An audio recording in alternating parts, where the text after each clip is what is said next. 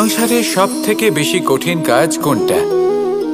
কেউ বলবেন যুদ্ধ করা, কেউ বলবেন ধন অর্জন করা, আবার কেউ বলবেন জ্ঞান অর্জন করা সব থেকে বেশি কঠিন। এবার প্রত্যেক ব্যক্তির নিজস্ব অভিজ্ঞতা আছে, আর সেই অনুসারে তার নিজস্ব একটা উত্তর আছে। সাধারণভাবে দেখতে গেলে এই সংসারে সব থেকে কঠিন হলো তপস্যা করা, অর্থাৎ সব কিছু ত্যাগ করে তপস্যায় নিজেকে বিলীন করে দেওয়া। এবার এর থেকে বেশি কঠিন এই সংসারে আর কি বা হতে পারে? এই সংসারে, এই সমাজে নিজের পরিবারের মধ্যে থেকেও ধৈর্য ধরে সামনে অগ্রসর হওয়া, এটা হলো সব থেকে কঠিন কাজ।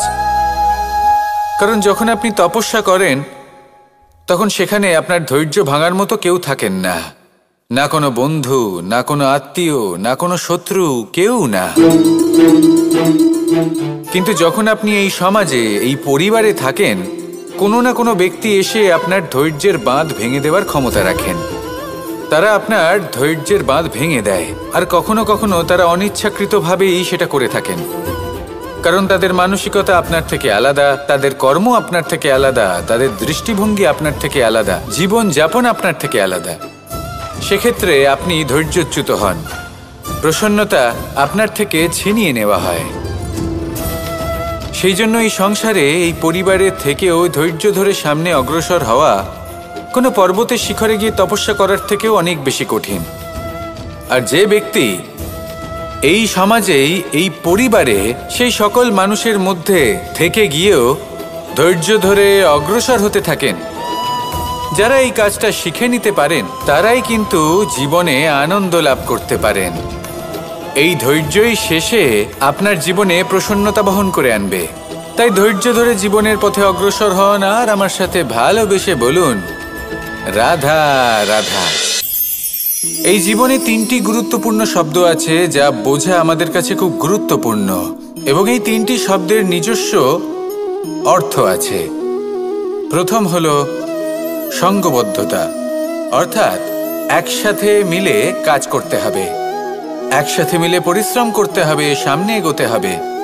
এরকম করতে পারলে আপনার শক্তি বৃদ্ধি পাবে, আপনার ক্ষমতা বৃদ্ধি পাবে, আপনি এগোতে পারবেন এবং অনেক দূরে যেতে পারবেন। দ্বিতীয় হলো আত্মবিশ্বাস। হেরে যাওয়া বস্তুও আবার জিতে নিতে পারবেন। যদি আপনার নিজের আত্মবিশ্বাস থাকে তাহলে আপনি কখনো পরাজিত হবেন না। এবং তৃতীয় হলো অহংকার। জয়লাভ করার পরেও কিন্তু এটা আপনাকে পরাজিত করতে পারে। সেই জন্য জীবনে সঙ্গবদ্ধ হন, আত্মবিশ্বাস রাখুন, কিন্তু কখনোই অহংকার করবেন না। এই অহংকার আপনার থেকে সব কিছু কেড়ে নিতে পারে। এই অহংকারের জন্যই মথুরাপতি কংস নিজের পতনের দিকে অগ্রসর হয়েছিলেন। এই অহংকারকে ত্যাগ করুন, আর আমার সাথে ভালোবেসে বলুন, রাধা রাধা। আমরা যখনই কোনো গাছের চারা রোপণ করি তখন সবার আগে পরীক্ষা করে দেখি যে যেখানে আমরা চারা রোপণ করতে চলেছি সেখানকার মাটি আদৌ উর্বর কি না, সেই মাটি সেই চারাকে বাড়তে সাহায্য করবে কিনা। যখন একটা চারা রোপণের আগে আমরা এত কিছু ভাবতে পারি, তাহলে কাউকে বিশ্বাস করার আগে আমরা কেন ভাবি না? জীবনে কখনো এই বিশ্বাসরূপী চারা কোথাও রোপণ করার আগে বোঝার চেষ্টা করুন যে যার ওপর আপনি বিশ্বাস করতে চলেছেন সে কি আদৌ আপনার বিশ্বাসের যোগ্য কি না। ভেবে দেখুন সেই ব্যক্তি ভবিষ্যতে গিয়ে আপনার বিশ্বাস ভাঙতে পারে কি না। এটাও ভেবে দেখুন যে যাকে আপনি বিশ্বাস করতে চলেছেন তাকে আপনি বিশ্বাস করলে নিজের জীবনের উদ্দেশ্যে আপনি অগ্রসর হতে পারবেন কি না। আর তার জন্য প্রয়োজন সঠিক সিদ্ধান্ত, পরখ করা, কোনটা উচিত কোনটা অনুচিত সেটা বোঝা। আর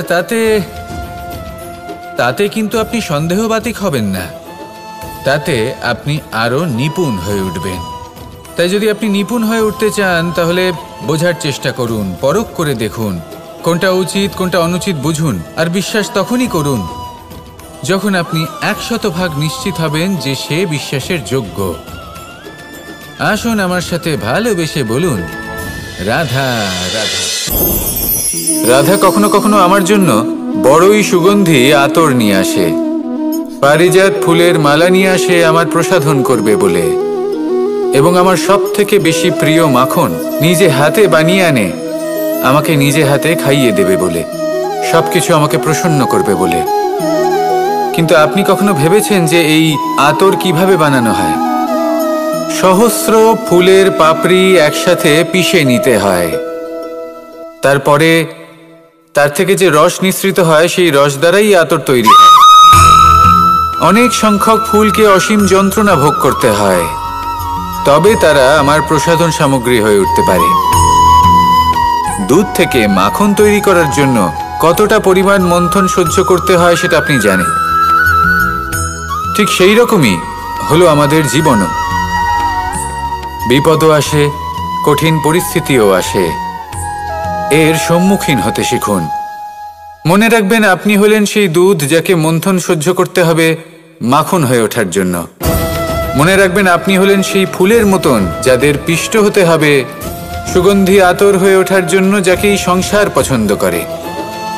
কখনো কখনো জীবনে আপনার সাথে খারাপ শুধুমাত্র এই কারণে ঘটে যাতে আপনার শ্রেষ্ঠ রূপ এই সংসারের সামনে আসতে পারে। শুধুমাত্র কঠিন পরিস্থিতি এবং বিপদকে একটা সুযোগ হিসেবে দেখার চেষ্টা করুন। আপনার জন্য এই সংসার বদলে যাবে, সংসারকে দেখার দৃষ্টিভঙ্গি পাল্টে যাবে, আপনার ভাগ্য পাল্টে যাবে, আর এই মন প্রসন্ন হয়ে বলবে, রাধা রাধা। পাশা নামক এই খেলাটি আপনারা নিশ্চয়ই খেলেছেন, না খেলে থাকলে দেখেছেন, আর যদি দেখেও না থাকেন তাহলে নিশ্চিত রূপে শুনেছেন। মহাভারতের এই মহাযুদ্ধ কোথাও না কোথাও এই পাশা নামক খেলার কারণে হয়েছিল। পাশার এই বিচিত্র খেলা, দান, এইসবের কারণে কেউ নিজের মাথায় রাজ মুকুট পরিধান করেছিলেন, আবার সেখানে পরাজিত হওয়ার জন্য কাউকে বনবাসও ভোগ করতে হয়েছিল। কিন্তু এই খেলা সমাপ্ত হওয়ার পরে সমস্ত ঘুঁটি আর এই পাশার ছক একই পুটলিতে স্থান পেল। এটাই হলো আমাদের জীবন। এই সংসারে আমরা জয় পরাজয়ের বিষয়ে এতটাই ভাবি, এত চিন্তা করি যে এই জীবনের খেলার আনন্দটাই উপভোগ করতে পারি না। আর অবশেষে কি হয়? কেউ জয়ী হন, কেউ পরাজিত হন, কিন্তু দুজনেই একই স্থানে পৌঁছে যান। প্রত্যেক ব্যক্তি মৃত্যুর পরে একটি নির্দিষ্ট স্থানেই পৌঁছতে বাধ্য, কিন্তু ততক্ষণ এই জীবন, এই খেলা, তার আনন্দ উপভোগ করুন। এই সংসারে সেই ব্যক্তি শ্রেষ্ঠ স্থানে পৌঁছতে পেরেছেন যিনি এই সংসারকে প্রকাশ প্রদান করেছেন, যিনি কখনো জয় পরাজয় এই বিষয়ে ভাবেননি, শুধু এই জীবনের খেলার আনন্দ উপভোগ করেছেন। এটাই আপনিও করুন, আর আমার সাথে ভালোবেসে বলুন, রাধা রাধা। প্রত্যেক মানুষ নিজের জীবনে দুঃখ অনুভব করেন। প্রত্যেকের দুঃখ আলাদা হতে পারে। কারোর মনে এই দুঃখ থাকে যে সে তার বাবা মায়ের সব ইচ্ছে পূরণ করতে পারেননি।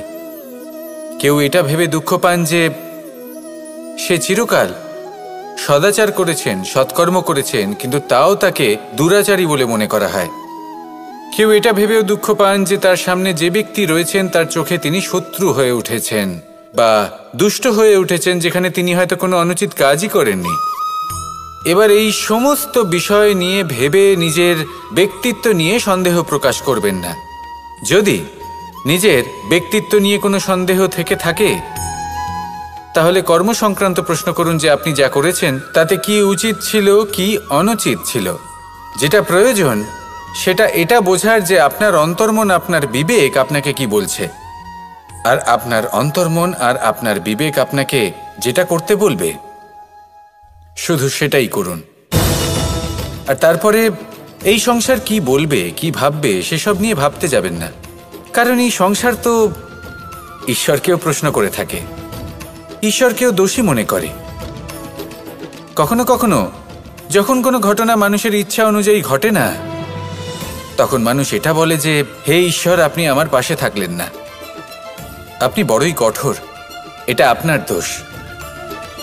যেখানে বেশিরভাগ সময় হয়তো সে নিজেই নিজের কর্মফল ভোগ করছে, আর কখনো কখনো ঈশ্বর হয়তো তার জন্য আরো ভালো কোনো পরিকল্পনা করে রেখেছেন, কিন্তু মানুষ সেটা বুঝতে পারে না।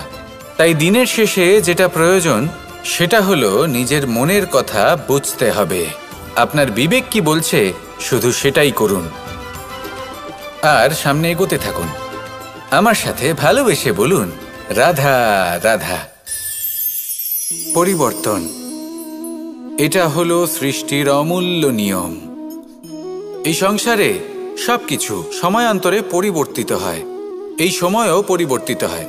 পরিবর্তন চিরকাল হয়ে এসেছে আর চিরকাল হতে থাকবে, কিন্তু এবার আমরা সেই পরিবর্তন কিভাবে লাভ করব যেটা আমাদের প্রয়োজন, যেটা আমরা চাই। আমরা জীবনে বিকাশ চাই। এই বিকাশ কিভাবে লাভ করতে পারি? এই প্রকৃতি কিন্তু আমাদের অত্যন্ত উত্তম উদাহরণ দিয়ে বুঝিয়েছে। একটি বিন্দুর উদাহরণ দিয়েছে যা ভবিষ্যতে একটা বিশাল নদীর আকার ধারণ করে। এটা কিভাবে হয়? মেঘ থেকে একটি বিন্দু ঝরে পড়ে সেই পর্বতের ওপর যেখানে হিম আছে। সেই হিমের সংস্পর্শে আসা মাত্র সেই বিন্দুর সাথে আরও বেশ কিছু বিন্দু যুক্ত হয়। তারপর তারা অগ্রসর হয়, আরও কিছু বিন্দু যুক্ত হয়, আস্তে আস্তে একটা ক্ষীণ ধারার রূপ ধারণ করে এবং সেটাই ভবিষ্যতে আরও এগোতে থাকে। অনেকটা যাওয়ার পর যখন অনেক সংখ্যক বিন্দু একসাথে যুক্ত হয় তখন সেটা বিশাল নদীর আকার ধারণ করে। এবার আমরা মানুষ বলে আমাদের সাথে এই নিয়মের অন্যথা হয় তা নয়। আমরাও এই প্রকৃতির অংশ, আমাদের ক্ষেত্রেও একই নিয়ম প্রযোজ্য। যখন পরিশ্রম করে অনেক সংখ্যক বিন্দু আমরা একত্রিত করব তখনই পরিবর্তনের নদী প্রবাহিত হবে। প্রয়োজন হলো নিরন্তর পরিশ্রম করা এবং ধৈর্য ধরা। এটা করতে থাকুন, জীবনে সব কিছু লাভ করতে পারবেন, কারণ প্রকৃতি আমাদের এটাই শিখিয়েছে। আর আমরা এই ব্রহ্মরই একটি অংশ, যার দ্বারা এই ব্রহ্মাণ্ড নির্মিত। আসুন আমার সাথে ভালোবেসে বলুন, রাধা রাধা। কখনো এই প্রকৃতির দিকে তাকিয়ে থাকবেন। এই প্রকৃতি অনেক ধরনের শিক্ষা দেয়। কোনো একটা গাছকে দেখুন কিভাবে সে মাটি থেকে জল শুষে নেয়। সে ঝড় হোক বা হোক কড়া রোদ সব সহ্য করে এবং অবশেষে সে ফল ধারণ করে। আর সেই ফল উৎপন্ন করার পরে সে ফল কিন্তু সে নিজে গ্রহণ করে না, এই সংসারকে প্রদান করে, যাতে পশু পাখি মানুষ তারা এই ফল গ্রহণ করে শক্তিশালী হয়ে উঠতে পারে, সুস্থ থাকতে পারে। সেভাবেই নদী, সরোবর এরা নিজেরাও কিন্তু নিজেদের জল গ্রহণ করে না, মাটিকে প্রদান করে, পশু পাখিকে প্রদান করে। সূর্য নিজেও নিজের জন্য প্রজ্বলিত হয় না, সে প্রকাশ ছড়িয়ে দিতে চায় আমাদের সবার কাছে, সে আলো পৌঁছে দিতে চায়। এই প্রত্যেকের কর্মে পরমার্থ নিহিত আছে, আর সেই জন্যই এদের সকলকে পুজো করা হয়। তাই মনে রাখবেন, আপনার কাছে জীবন যাপনের অতিরিক্ত যা কিছুই আছে তা পরমার্থের জন্য। তাহলে তার সদ্ব্যবহার করুন আর আমার সাথে ভালোবেসে বলুন, রাধা রাধা। আমরা প্রত্যেকেই অবশ্যই এমন সময় দেখেছি যখন অনেকগুলো সমস্যা একসাথে আমাদের জীবনে এসে পড়ে। সমস্যা আমাদের প্রত্যেকের জীবনেই থাকে। আমরা তার সমাধান খুঁজতে চেষ্টা করি, কখনো সমাধান খুঁজে পাই, আবার কখনো যতই চেষ্টা করি না কেন কোনো সমাধান খুঁজেই পাই না। আর যখন এটা হয় তখন মানুষ অত্যন্ত বিচলিত হয়ে পড়েন। নিজের আত্মীয় স্বজন, নিজের বন্ধু বা সংসার এদের ওপরে এই দোষ চাপিয়ে দেন যে এদের জন্যই এই সমস্যা এসেছে। এবার যদি আমি আপনাকে কোনো পরামর্শ দিই তাহলে এটাই বলবো যে দৃষ্টিভঙ্গি পাল্টে দেখুন। এই দৃষ্টিভঙ্গি দিয়ে দেখুন যে এই সংসারে যে সমস্যায় আসুক না কেন তার জন্য কেউ দোষী নয়, না আপনি না অন্য কেউ। এই পুরো খেলাটাই আপনার মানসিকতা, আপনার দৃষ্টিভঙ্গির, আপনার মনের। কিভাবে বোঝাচ্ছি? যখন আমাদের মন শক্ত থাকে তখন কঠিন থেকে কঠিনতর পরিস্থিতিও আমাদের জীবনে খুব বেশি হলে প্রতিস্পর্ধা হয়ে থেকে যায়। সেখানে যদি আমাদের মন দুর্বল থাকে, তখন অল্প কঠিন পরিস্থিতিও আমাদের কাছে খুব বড় সমস্যা হয়ে যায়, তাই না? একটা শক্ত মন কঠিন পরিস্থিতিকে প্রতিস্পর্ধা হিসেবে দেখে আর তার মধ্যেও একটা সুযোগ খুঁজে নেয়। আমাদের শুধু এটাই করতে হবে। এই সংসারে অন্য কাউকে দোষী মনে করলে আপনার সমস্যা দূর হয়ে যাবে না। সেই জন্য এই সংসারকে দোষ দেওয়ার বদলে এই সমস্যার মূলে চলে যান, সেটাকে বুঝুন, নিজের এই মনকে শক্ত করে তুলুন। যদি আপনার মন শক্তিশালী হয়, তাহলে এই সংসারে অনেক বড় বড় কঠিন থেকে কঠিনতর পরিস্থিতিও যদি আসে, আপনার জীবনে যতই বড় বড় সমস্যা আসুক না কেন, আপনার লক্ষ্য লাভে বাধা দিতে পারবে না। আসুন আমার সাথে ভালোবেসে বলুন, রাধা রাধা। আমরা সবাই পাথর দেখেছি, পর্বতও দেখেছি, শুকনো পাতাও দেখেছি, শ্যামল বনানীও দেখেছি। কখনো ভেবেছেন পাথরের অস্তিত্ব কিন্তু ততক্ষণ পর্যন্ত যতক্ষণ সে পর্বতের গায়ে আটকে থাকে। যখন সেই পর্বত থেকে সেই পাথর ভিন্ন হয়ে যায় ও নিজের অস্তিত্ব হারিয়ে ফেলে, আস্তে আস্তে কখনো পাথর কেটে বা কখনো পিষ্ট হয়ে সেই পাথর আস্তে আস্তে মাটিতে পরিণত হয় এবং পূর্ণরূপে নিজের অস্তিত্ব হারিয়ে ফেলে। এটাই পাতার সাথেও হয়। এই পাতা যতক্ষণ গাছের ডালের সাথে যুক্ত ততক্ষণ তার অস্তিত্ব থাকে। যখনই ডাল থেকে বিচ্ছিন্ন হয়, সেও নিজের অস্তিত্ব হারিয়ে ফেলে। আর এটাই আমাদের সাথেও হয়। যতক্ষণ আমরা নিজেদের আপনজনের সাথে যুক্ত থাকি, আমাদের অস্তিত্ব বজায় থাকে। যখন আপনজনদের সাথে সম্পর্ক ছিন্ন করি, তখন আমরাও আমাদের অস্তিত্ব হারিয়ে ফেলি।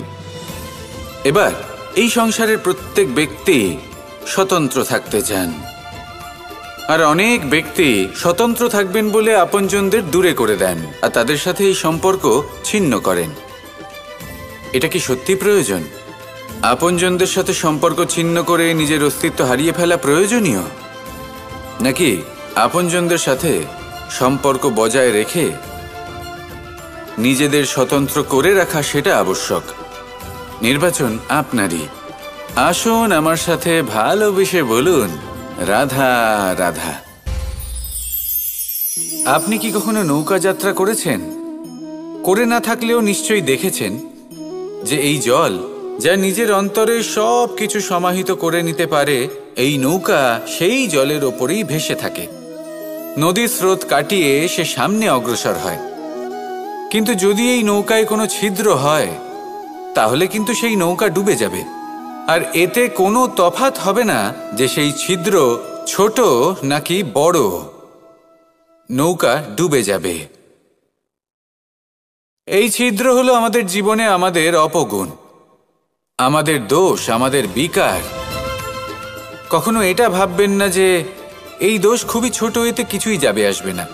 না, সেই ছোট দোষ, সেই ছোট বিকার যদি সেটাকে শুধরে না নেন, তাহলে সেটা আপনাকে আপনার পতনের দিকে নিয়ে যাবে। শেষ পর্যন্ত এটা আপনার ওপর নির্ভরশীল যে আপনি কি চান। আপনার জীবনের এই নৌকা এভাবেই ডুবে যেতে দেখবেন, নাকি নিজেকে শুধরে নিয়ে সেই নৌকার সেই ছিদ্রটাকে ভরিয়ে তুলতে চাইবেন? নির্বাচন আপনার। আসুন আমার সাথে ভালোবেসে বলুন, রাধা রাধা। জল, জলই পৃথিবীতে বেঁচে থাকার জন্য আবশ্যক তো বটেই, কিন্তু এই জল আমাদের একটা অত্যন্ত গুরুত্বপূর্ণ শিক্ষা প্রদান করে। কখনো এই জলকে দেখেছেন? যে পরিস্থিতিতেই এই জল প্রবাহিত হোক না কেন, এর উপর যা কিছুই প্রভাব থাকুক না কেন, এর পথে যতই বাধা আসুক না কেন, তার মধ্যে থেকে ও নিজের পথ ঠিক বের করে নেয়, কিন্তু নিজের প্রবাহ থামতে দেয় না, ক্রমাগত অগ্রসর হতে থাকে। সেরকমই একটা শিক্ষা যেটা আমরা জল থেকে পেয়ে থাকি, তা হলো এটা: আমরা যখন জলের দিকে তাকাই, তখন আমরা নিজের প্রতিবিম্ব দেখি, স্পষ্টভাবে দেখতে পাই। কিন্তু তখনই দেখতে পাই যখন এই জল শান্ত থাকে, স্থির থাকে। যদি এই জল অশান্ত হয়ে থাকে, স্থির না হয়, তাহলে আমরা এতে নিজের প্রতিবিম্ব দেখতে পাই না। এটাই আমাদের মনের সাথেও হয়ে থাকে। যখনই জীবনে কোনো সংকট আসে, যদি আমরা শান্ত মনে, স্থির মনে সিদ্ধান্ত নিই, তাহলে সেটা এমন একটা শীতল সিদ্ধান্ত হবে যেটা আমাদের ভবিষ্যৎকে একটা শ্রেষ্ঠ স্থানে নিয়ে যাবে। যদি এই মন অশান্ত হয়, বিচলিত হয়, পীড়িত হয়, দুঃখিত হয়ে থাকে, রুষ্ট হয়ে থাকে, তাহলে অনেক সময় আমরা এমন সিদ্ধান্ত নিই যেটা আমাদের জন্য অনুচিত প্রমাণিত হয়। যখন আপনি ক্রুদ্ধ ছিলেন বা দুঃখের বশে ছিলেন, তখন অনেক সময় হয়তো এমন সিদ্ধান্ত নিয়েছেন যেটার জন্য ভবিষ্যতে আপনি অনুশোচনা করেছেন। এবার দেখুন, এই আবেগগুলো থেকে আমরা পালাতে পারবো না, কিন্তু এই আবেগগুলো আপনার ওপর কতটা প্রভাব ফেলবে সেটা আমরা অবশ্যই ঠিক করতে পারি। এই মনকে আমরা নিয়ন্ত্রণ করতে পারি।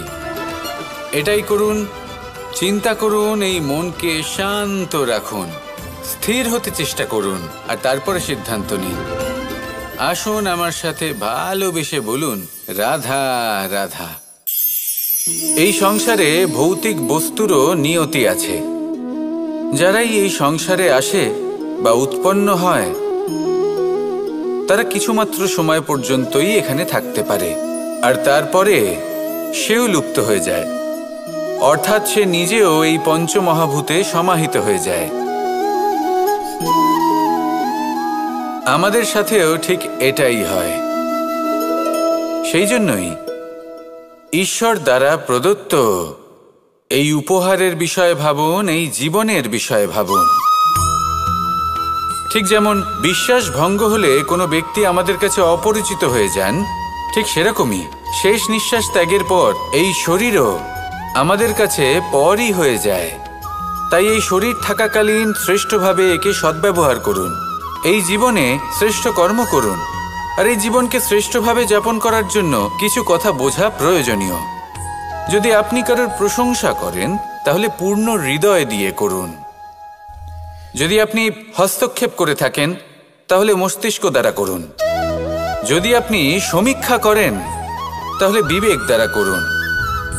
যদি আপনি ধন অর্জন করতে চান, তাহলে নীতি অনুসারে চলুন। যদি জীবনযাপন করতে চান, তাহলে রীতি মেনে করুন। আর যদি ঈশ্বরের ভজন করতে চান, তাহলে ভক্তিভাব নিয়ে করুন। শুধু এই কথা মনে রাখবেন যে আপনার এই জীবন কিন্তু অনিশ্চিত কাল পর্যন্তই আছে।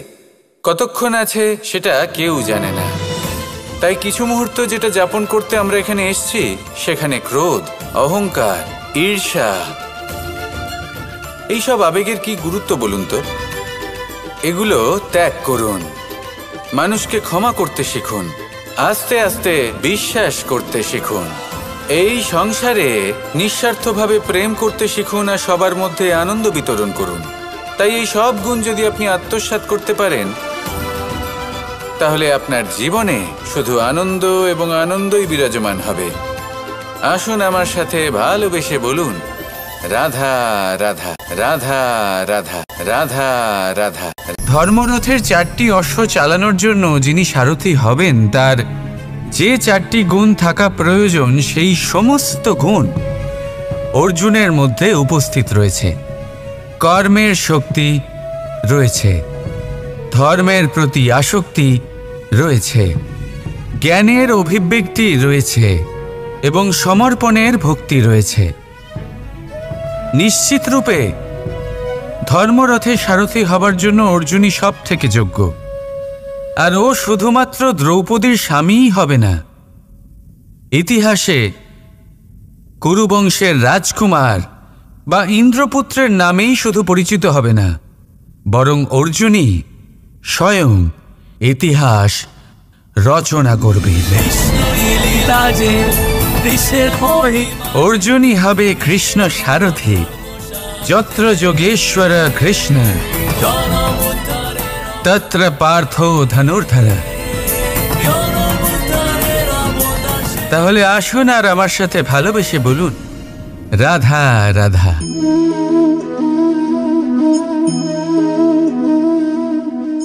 আপনার কি মনে হয় আমি কি করছি? আপনি বলবেন আমি প্রদীপ জ্বালাচ্ছি। সঠিক। কিন্তু প্রশ্ন হচ্ছে যে আমি কি আপনাকে বলেছি যে একে প্রদীপ বলা হয়? না। এই প্রদীপ কি নিজেই নিজের পরিচয় আপনাকে দিয়েছে? না। তাহলে আপনি কি করে জানলেন যে একে প্রদীপ বলা হয়? উত্তর হচ্ছে প্রকাশ। যে স্বয়ং জ্বলে অন্ধকারের মধ্যে সংসারকে পথ দেখায়, সেটাই প্রদীপ। যা নিরাশার মাঝে আশার আলো প্রদর্শন করে, সেটাই প্রদীপ।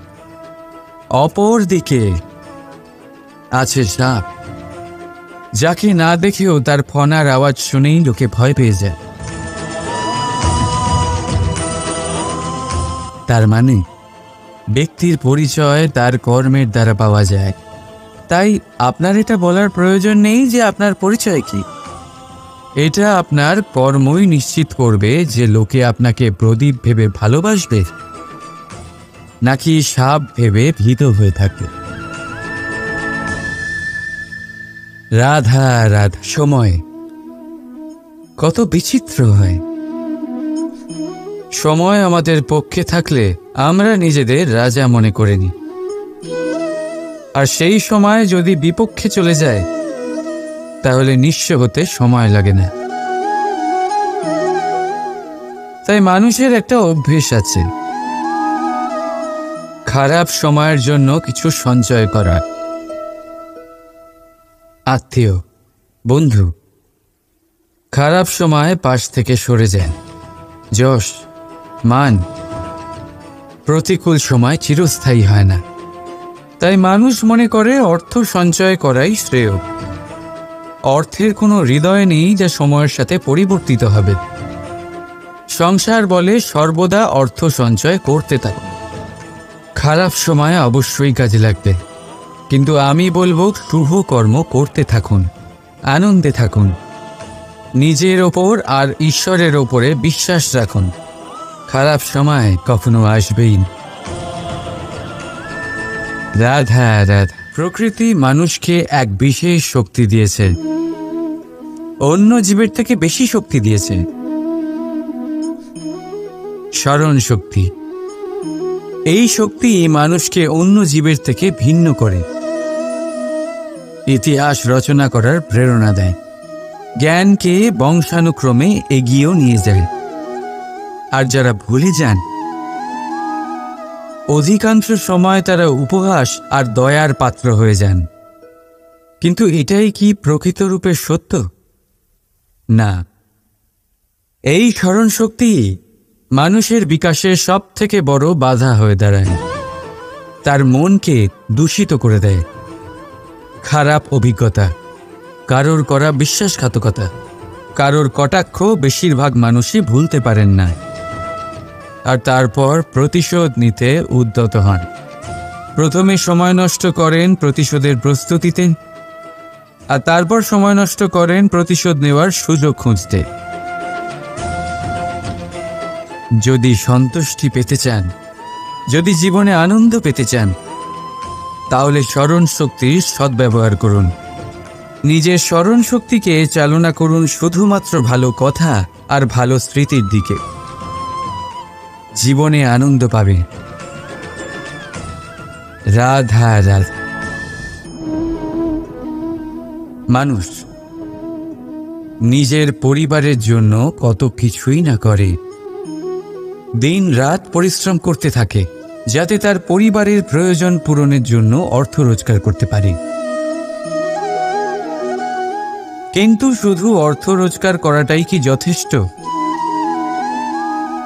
আপনি বলবেন, হ্যাঁ নিশ্চয়ই, অর্থ দিয়ে সব কিছু পাওয়া যায়, বিদ্যা পাওয়া যায়, বাড়ি পাওয়া যায়, ওষুধ পাওয়া যায়, আর কত কিছুই না পাওয়া যায়। এইসব একটা পর্যায় পর্যন্ত সঠিক, কিন্তু একটু মন দিয়ে ভেবে দেখুন, যখন কোনো শিশু অসুস্থ হয়ে পড়ে তখন সে ওই তিক্ত ওষুধ কেন খেয়ে নেয়? এই জন্য কারণ ওর পিতা সেই ওষুধ অর্থ দিয়ে কিনেছে? না, বরং এই জন্য কারণ তার পিতা যে তার সামনে দাঁড়িয়ে, তার ওপরে তার বিশ্বাস আছে, বিশ্বাস আছে যে উনি তার কিচ্ছু হতে দেবেন না। এই বিশ্বাস, এই সংস্কার, এই শিক্ষা কখনো অর্থ দিয়ে পাওয়া যায় না। এইটা পাওয়া যায় সেই সময় থেকে যা মাতা পিতা তাদের সন্তানের সাথে কাটিয়েছেন। তাই জীবনে অর্থ অবশ্যই উপার্জন করুন, কিন্তু নিজের পরিবারকেও সময় দিন, আনন্দ পাবে। রাধা রাধা। কখনো কোনো পাখিকে দেখেছেন? যখন তারা ডিম পাড়তে প্রস্তুত হয় তখন তারা সবচেয়ে আগে একটা স্থান খোঁজে, একটা স্থান যা বর্ষা, রৌদ্র আর শত্রুর থেকে সুরক্ষিত হয়। তারপর তারা বাসা তৈরি করে, তারপরেই ডিম পাড়ে। আর তারপর যখন সেই ডিম ফুটে তার সন্তানদের জন্ম হয়, সে তাদের খাবার খাওয়ায়, তাদের রক্ষণাবেক্ষণ করে। কিন্তু যখন তাদের ডানা গজায় তখন না সে তাদের খাবার দেয় আর না তাদের বাসা বানাতে শেখায়। শুধুমাত্র তাদের উড়তে শেখায় সে। তারপর সেই বাচ্চারা আকাশে উড়তে শিখে নিজেরাই নিজেদের খাবার জোগাড় করতে শিখে যায়, নিজেরাই নিজেদের বাসা বানাতে শিখে যায়। আর আমরা মানুষেরা কি করি? আমাদের সন্তান বড় হয়ে যাওয়া সত্ত্বেও তাদের নিয়ে সর্বদা দুশ্চিন্তা করি। তার জন্য আমরা গৃহ নির্মাণের চেষ্টা করি।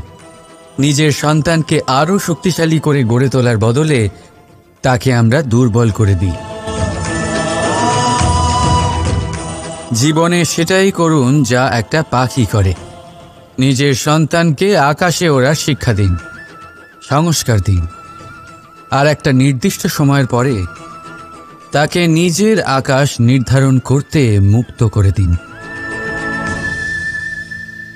রাধা রাধা। সাগরে সেতু বাঁধার গল্প তো আপনারা নিশ্চয়ই শুনে থাকবেন। রামচন্দ্রের সেনাকে 100 যোজন সমুদ্র অতিক্রম করে লঙ্কায় আক্রমণ করতে হতো। সেতুকার নল আর নীল সেতু বাঁধার উপায় বের করল, কিন্তু প্রশ্ন ছিল সেতু বাঁধা কি করে হবে? সমুদ্র অত্যন্ত গভীর। কত পাথর দেওয়া হলে এই বিশাল সমুদ্র অতিক্রম করা সম্ভব হবে? তখন এক উপায় নির্ধারিত হল। পাথরের ওপর লেখা হলো রামের নাম। আর যখন সেই পাথরগুলোকে সাগরে ফেলা হলো, সেগুলো ভাসতে লাগলো। এবারে কেউ বলবেন এটা রামচন্দ্রের নামের মহিমা, কেউ বলবেন এটা নারায়ণের কোনো জাদু। কিন্তু না, এটা রামচন্দ্রের সেই গুণ, ওনার ব্যক্তিত্বের সেই মহান দিক যা ওনার প্রতিনিধিত্ব করেছে। তাই সেই পাথরও সাগরে ভেসে ওঠে।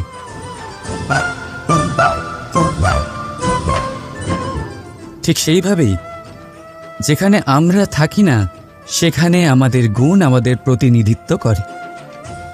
আমাদের নামের শক্তি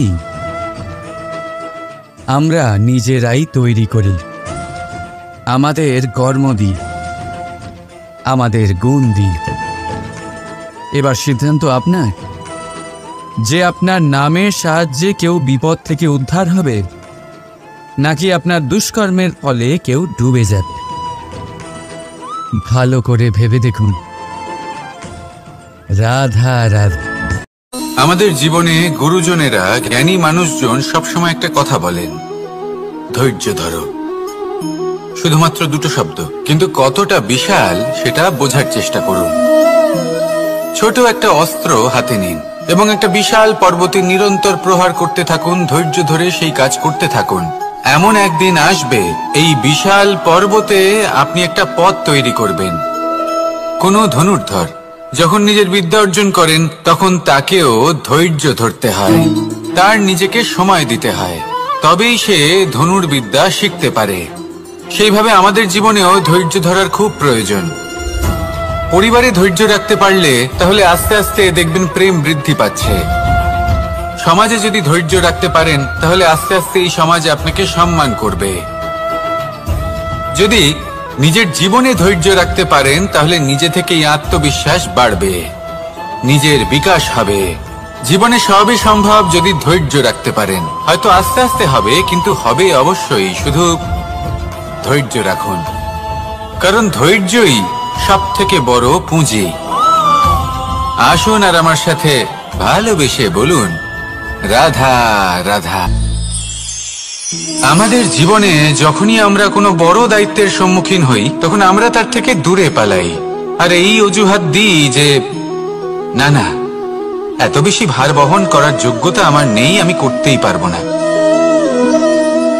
দেখুন, এই সংসারে ভিন্ন ভিন্ন ধরনের গাছ আছে, ছোট গাছ, বড় গাছ, কিন্তু বটগাছের মতো বড় এবং নিবিড় গাছ আর একটাও নেই।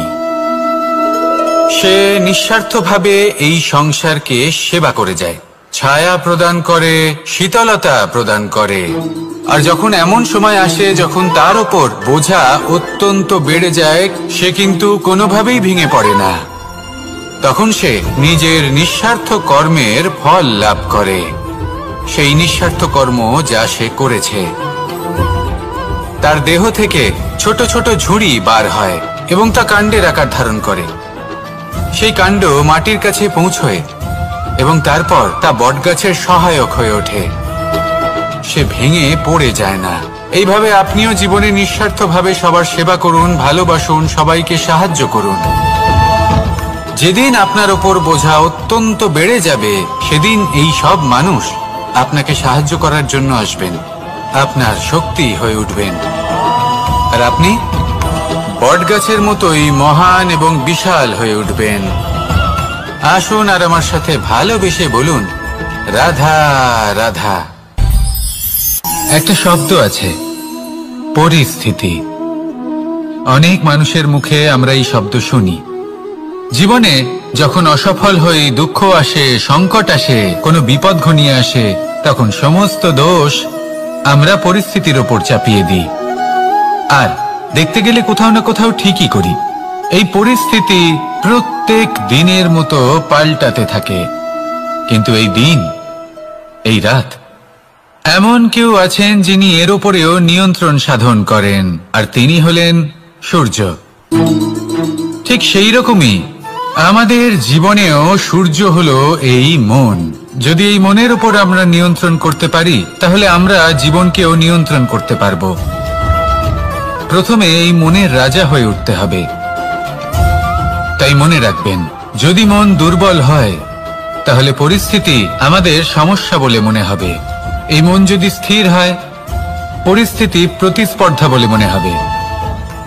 আর এই মন যদি শক্তিশালী হয়ে ওঠে, তাহলে যে কোনো পরিস্থিতি আপনার কাছে একটা সুযোগ মাত্র, এমন এক সুযোগ যাতে অগ্রসর হয়ে আপনি মহান হয়ে উঠতে পারেন।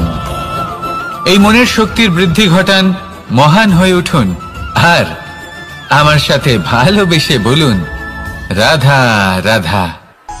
খুব সুন্দর একটা কাহিনী আছে। একবার এক ব্যক্তি নিজের অসফলতার জন্য ত্রস্ত হয়ে সময় দেবতার তপস্যা করতে বসলেন। উনি তপস্যা করলেন এবং সময় দেবতা প্রসন্ন হলেন, মানুষের রূপ ধারণ করে ওনার সামনে প্রকট হলেন। এবার সেই ব্যক্তি ওনাকে জিজ্ঞেস করলেন যে কি এমন আছে যার জন্য আপনি বারবার জয়ী হন আর আমি চিরকাল পরাজিত হয়ে থাকি? কেন এত পরিশ্রম করা সত্ত্বেও আমি সাফল্য লাভ করতে পারি না? তখন সময় দেবতা উত্তর দিলেন যে দিন হোক বা রাত, ঝড় হোক বা ভূমিকম্প, রোদ হোক বা বৃষ্টি হোক, সময়ের সূত্রপাত হোক বা প্রলয়, আমি থামি না, আমি চলতেই থাকি। আর সেই জন্য যিনি থেমে যান তিনি পরাজিত হন আর আমি জয়ী হই। এটাই আমাদের শিখতে হবে। জীবনে সবসময় চলতে থাকুন, কখনো থামবেন না। হ্যাঁ, কিছুক্ষণের জন্য বিরতি নিতে পারেন, বিশ্রাম করার জন্য, নিজেকে আরো সশক্ত করে তোলার জন্য, কিন্তু থেমে যাবেন না। নিরন্তর কর্ম করতে থাকুন, পরিশ্রম করতে থাকুন, তবেই এই সংসার আপনাকে মনে রাখবে। আসুন আমার সাথে ভালোবেসে বলুন, রাধা রাধা।